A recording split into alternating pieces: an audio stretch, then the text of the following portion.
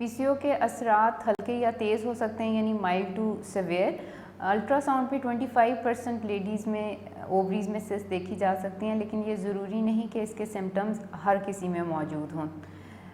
75% of cases जो हमारे पास आते हैं उनमें मेंस्ट्रुअल इरेगुलरिटीज़ जैसे कि पीरियड्स में प्रॉब्लम हो सकती है, पीरियड्स का ना होना, इनफ्रीक्वेंट होना, 3-4 महीने के बाद होना, यानी मेंस्ट्रुअल इरेगुलरिटीज़ हो जाती हैं। 40% केसेस में ओबेसिटी यानी मोटापा हो जाता है। नॉर्मली ओबेसिटी जो है हम खाली वेट से मुय्यन नहीं करते, इसके लिए जो हम एक इंडिकेटर यूज़ करते हैं उसको BMI कहते हैं, बॉडी मास इंडेक्स। उसमें वेट इन केजी और हाइट मीटर स्क्वायर में लेके डिवाइड करते हैं। नॉर्मल इसकी रेंज 18 से 25 है।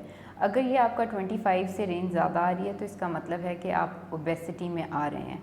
इसके अलावा इसमें हर्सिटिज़म यानी चेहरे पे, छाती पे गैर ज़रूरी बाल हो जाएंगे मेल तर्ज के, क्योंकि इसमें जो मर्दाना हार्मोन टेस्टोस्टेरोन वो ज़्यादा हो जाता है। इसके अलावा ऑयली स्किन हो जाती है, एक्नी नमूदार हो जाती है, और 75% केसेस में हमल में रुकावट या कंसीव करने में मुश्किल हो जाती है। एज सच बिल्कुल आप ये तो नहीं कह सकते कि खातून बांझ हो जाएगी, लेकिन उसकी कंसीव करने में मुश्किल हो जाता है, उसमें हमें दवाइयाँ देनी पड़ती हैं कंसेप्शन के लिए।